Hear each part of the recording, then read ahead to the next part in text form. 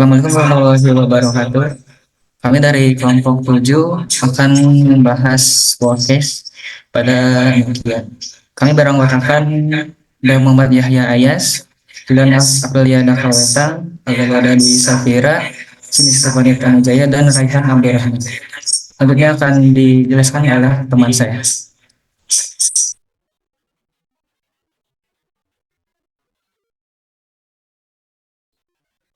Ya, slide berikutnya itu adalah latar belakang.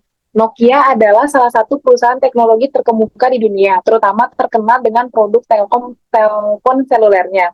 Namun, Nokia mengalami penurunan kinerja yang begitu signifikan pada awal tahun 2000-an, karena beberapa faktor yang menyebabkan perusahaan beresiko mengalami kebangkrutan.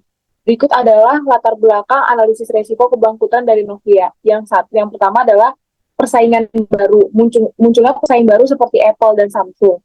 Yang kedua adalah keterlambatan beradaptasi dengan tren pasar.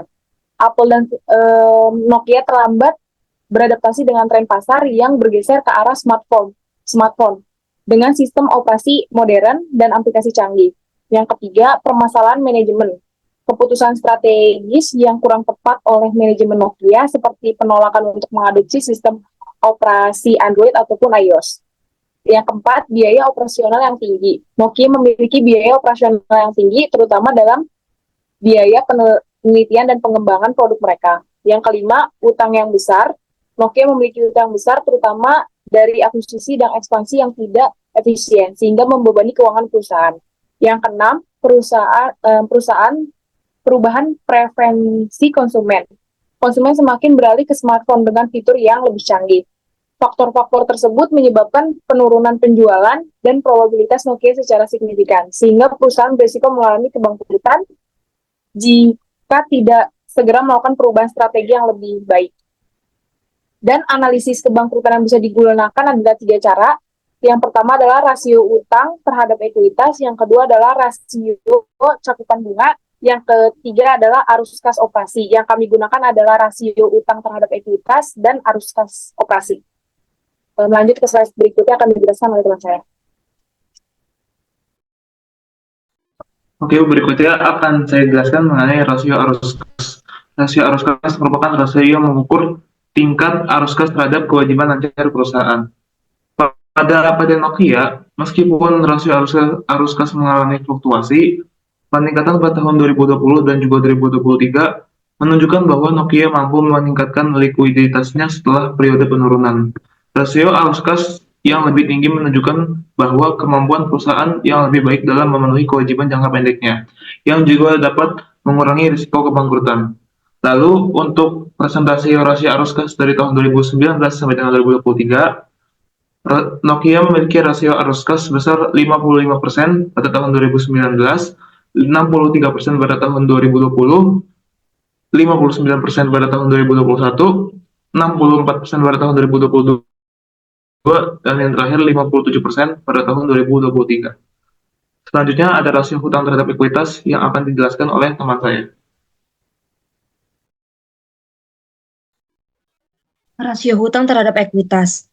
Meskipun rasio hutang terhadap ekuitas Nokia itu menunjukkan tren penurunan yang positif dalam beberapa tahun terakhir, yang menandakan upaya untuk mengurangi hutang, namun rasio hutang terhadap ekuitas yang masih relatif tinggi itu pada tahun 2020, yakni sebesar 188,49%. Hal ini mengindikasikan bahwa resiko kebangkrutan itu masih ada. Namun rasio arus kas yang positif itu terdapat pada tahun 2023 sebesar 93,23%. Hal ini memberikan indikasi bahwa Nokia memiliki kemampuan untuk menghasilkan arus kas dari operasinya untuk memenuhi kewajibannya. Nah, presentasi debt to equity rasionya itu adalah pada tahun 2019 itu 154,0,6%, kemudian di 2020 itu 188,49%, terus 2021 itu 129,35%, pada tahun 2022 itu 100,42%, dan 2023 itu 93,23%. Kemudian ada kesimpulan yang akan dibacakan oleh teman saya.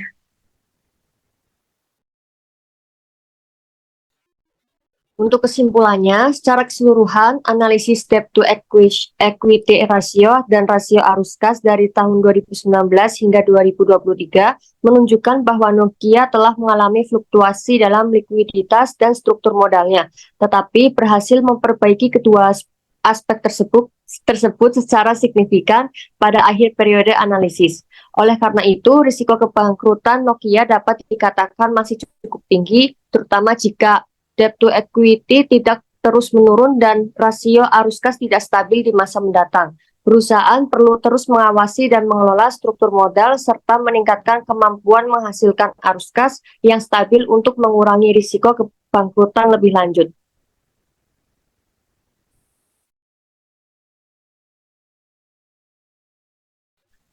Cukup sekian yang dapat kami sampaikan.